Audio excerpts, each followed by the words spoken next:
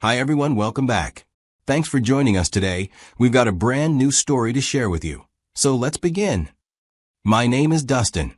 When my fiancée ignored my ultimatum and went on a school reunion, then posted a bikini pic with her guy best friend, who turned out to be her ex, she never expected what I would do. To really understand where everything went wrong, I think we need to rewind a bit. For over 3 years, I was in what I thought was a serious, committed relationship with a woman I was planning to spend the rest of my life with, Amber. We didn't start off as lovers. No, it actually began with normal friendship. We met through some mutual friends, and after a few more hangouts, we clicked. For a couple of months, we stayed in that just friend space. Amber wasn't in a great place emotionally back then. She had just ended a relationship that she described as manipulative. She decided to talk about it one night when we were spending time together. She talked about the lies, the emotional manipulation, and how it had messed with her sense of self-worth. I didn't interrupt much. I just listened. And I remember looking at her thinking, if I ever get the chance to be her man, I'm going to treat her the way she's always deserved. I guess, in some way, I made it a mission. I wasn't trying to be her savior or anything corny like that. I just knew what it felt like to be hurt deeply, and I didn't want to be the reason someone felt that way again.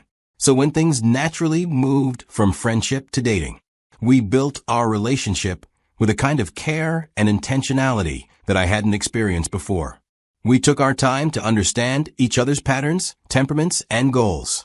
We talked about where we saw ourselves in 5 to 10 years. After 2.5 years of dating, I was in a place in life where I was doing well. Career-wise, I was stable. My finances were in good shape, and I had my own place. So I proposed to her. She said yes with tears in her eyes and the biggest smile on her face. That moment felt surreal to me. I didn't want a long engagement. Neither did she. We both agreed that 6 months was enough time to plan a meaningful wedding without dragging things out. Once we fixed a date, the planning started almost immediately. Now, if you know Amber, you know she's someone who likes things done in a particular way. She's got an eye for detail and a kind of perfectionist streak, which, honestly, I appreciated. I trusted her taste, so I gave her the reins on most of the wedding decisions. She was in her element, comparing venues, talking to vendors, sketching ideas for decor. I gave my input when asked, but mostly I let her take the lead. I wanted her to have the kind of wedding she'd always dreamed of. We weren't living together, though. That's one detail people are sometimes surprised to hear. My place was small, and we were in the market looking for a house that matched our taste. Still, Amber stayed over a lot. Some weekends, she'd crash at my place from Friday to Sunday. Other times, especially when she had time off work, she'd spend the entire week with me. But she never officially moved in all her things, which is certainly a lot. With the wedding like a month away, Amber had come over to spend the weekend at my place. Everything felt normal at first. We were enjoying each other's company, like we usually did. Then she casually mentioned that her old school was organizing a reunion that would require her to travel out of state. She said it was going to be a mix of guys and girls from her graduating class, some she hadn't seen in years. But I felt uncomfortable with this arrangement.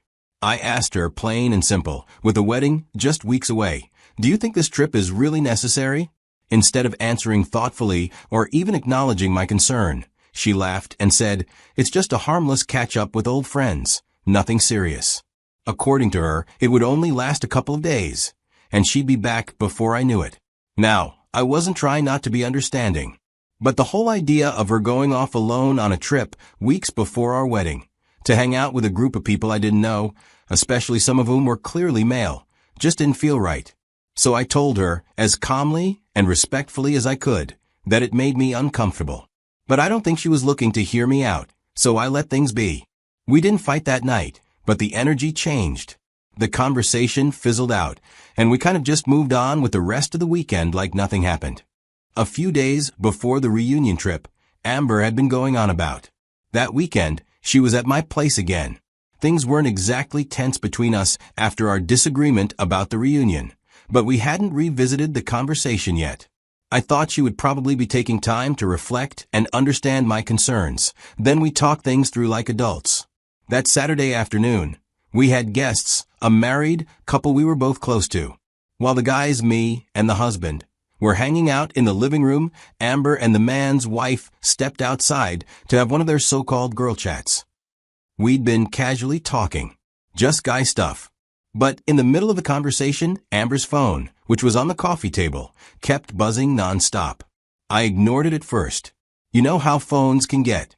But after it rang for the third time, I glanced at the screen and saw it was the wedding planner calling. Now I knew the planner myself. We'd all talked a few times about arrangements. So I picked up.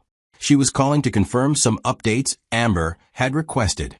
I thanked her, said I'd pass the info along, and ended the call. But then something caught my eye just as I was about to put the phone down, and I saw a lot of notifications. A message from a name I didn't recognize off the top of my head, but the tone in the preview was interesting. Curious, and honestly a little unsettled, I tapped the thread. I already knew Amber's phone password. We had that kind of trust, or at least I thought we did. The moment I opened the conversation, my heart sank. It was a guy, and not just any guy. After scrolling up a bit, I realized who he was, her ex-boyfriend. The same one she told me about in the early days of our relationship mistreated her emotionally and left her a wreck. The same man who was going to be at the reunion. She insisted on going to alone. I kept scrolling, and the more I read, the worse it got. These weren't surface-level catching-up texts. They had been talking for months. Their conversations were laced with private jokes and little references to things from their past. I saw her tell him about our engagement. She said, yeah, he put a ring on it, and he replied with something like, so I guess he's the cleanup guy now. She laughed. Some of the messages were flirty, others downright suggestive. Not everything was explicit, but it did need to be. The tone, the frequency, the familiarity, it all pointed to something more than innocent. The entire time, my mutual friend was still talking beside me, but I couldn't hear a word. His voice became background noise. All I could hear was the sound of my own pulse thudding in my ears. I just sat there, trying to make sense of how I missed all these happening right under my nose. I trusted her enough to start building a life together. And here she was, emotionally entangled with the very person she once cried to me about. The betrayal didn't slap me all at once. It seeped in, slow and cold, like water leaking through cracks, but I didn't explode. I didn't call her out in front of our guests. I waited. I held it in until they left. Because I needed to talk to her without noise and deflection. I needed answers or closure, or both. After our mutual friends left that evening, the house finally felt still. I sat for a moment trying to gather myself. My heart was thudding in my chest, but I was doing everything I could to stay composed. I loved her, and despite what I had just seen on her phone, part of me still hoped there was some kind of explanation. Maybe not a good one, but something we could at least face together. So when Amber came back inside after seeing our friends off, I took a deep breath and calmly told her I didn't want her to attend the reunion. But before I could even explain why, before I could say anything about the messages she had exchanged with her ex, she snapped. She raised her voice and asked me flat out, "Are you insecure or something?" I tried to respond and explain that it wasn't about insecurity, but about respect and honesty. But she didn't let me. She cut me off before I could even form a full sentence. She said I was being controlling, that we weren't even married yet, and I was already trying to tell her what to do with her life.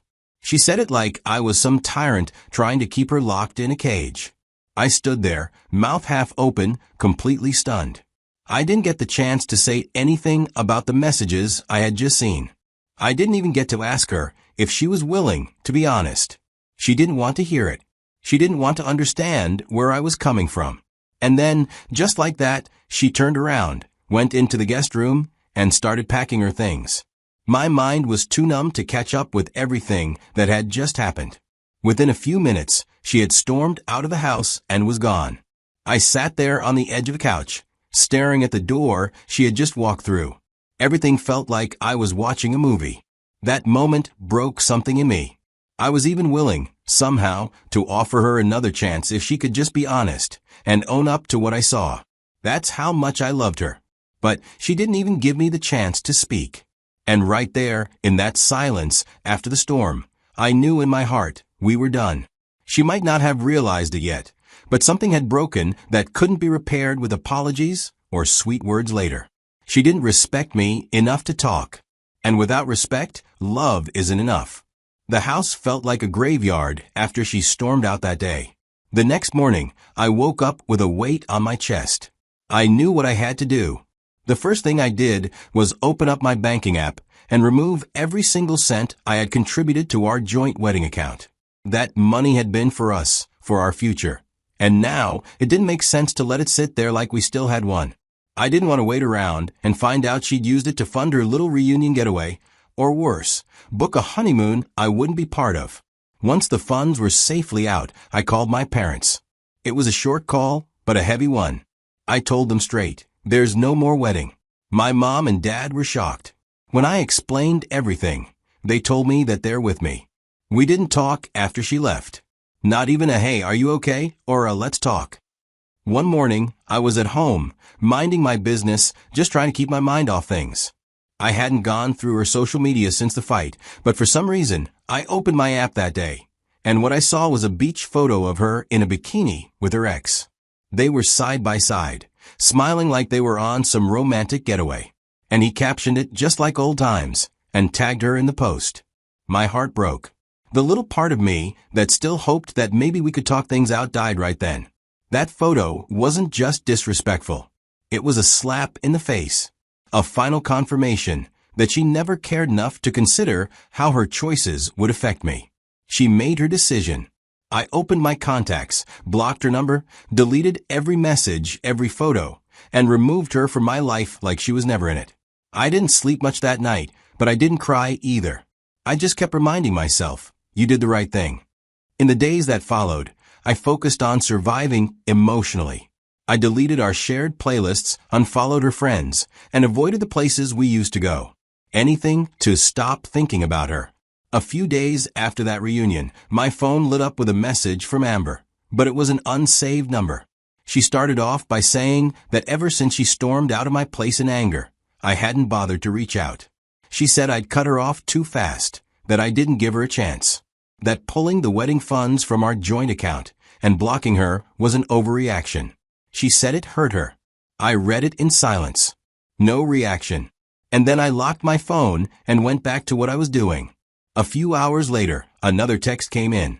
This time, she asked if I was still angry, said we were adults and should meet to talk things through. But at that point, I had nothing left to give emotionally. I was drained. So I replied, and I kept it short, plain, and calm. I wish you all the best, but there's nothing left between us. That's all I said. And of course, like she's done before, she tried to smooth talk her way back in. It's a pattern I hadn't noticed at first, but looking back, it's clear she always thought she could talk her way out of things. But this time, I didn't budge. I told her directly. I had seen the messages between her and her ex. All of them. I knew how long they'd been talking. I knew what she said about me. And I told her, you two are better suited for each other. Then I ended it for good. I told her, don't ever call or text me again. That was the line. But even then, she didn't stop. More texts followed. Some long, some short. Some begging, some pretending like nothing serious happened. She asked again if we could meet. Said she regretted how she reacted. Promised it was just a picture. Claimed I was reading too much into it. But none of it mattered anymore. When trust breaks like that, when respect goes out the window, it doesn't come back with a few sweet words. I never replied to any of it. I just opened my settings, found this number, and blocked it, for good. So here I am now, just sitting with everything. Even though it's all behind me, the pain doesn't just disappear overnight. I'm not going to sit here and pretend like I'm completely over it. I'm not. Some nights are heavier than others. Some mornings, I wake up and still half expect to see her name pop up on my phone. I've spent a lot of time thinking, turning every part of what happened over and over in my head. And sometimes I wonder, could we have worked through it if she had just listened just once? If she had respected how I felt and stayed back instead of going on that trip, we would have probably had a fighting chance. I wasn't asking for much. I wasn't trying to control her. I just wanted us to take a pause and talk things through to understand why her ex, the man she once labeled toxic, was even still in the picture in the first place. I was ready to have that conversation. I was ready to forgive if we could rebuild. But she didn't give me that chance. Instead, she made it all about pride and power. Like choosing to go was a statement she had to make, no matter what it cost. And what did it cost? Us. Her choices spoke louder than any apology she could offer now. She didn't just go on that trip, she rubbed it in. Posting a bikini picture with him and the caption? That was a clear message. And as much as it crushed me, it also gave me the clarity I needed. If someone you're about to marry doesn't think twice about making you feel disrespected, embarrassed, and disposable, then maybe you shouldn't be marrying them at all. So, I made my choice and ended it, then turned the page. Now, I'm learning to live with the silence and fill in the spaces she left with things that bring me peace instead of confusion. And I'm learning to be okay with not getting closure in the way I wanted. Because sometimes, the way someone exits your life is all the closure you'll ever need. Now let me ask you, what do you think? If you were in my shoes, what would you have done? Let me know in the comments. I'd really like to hear your thoughts.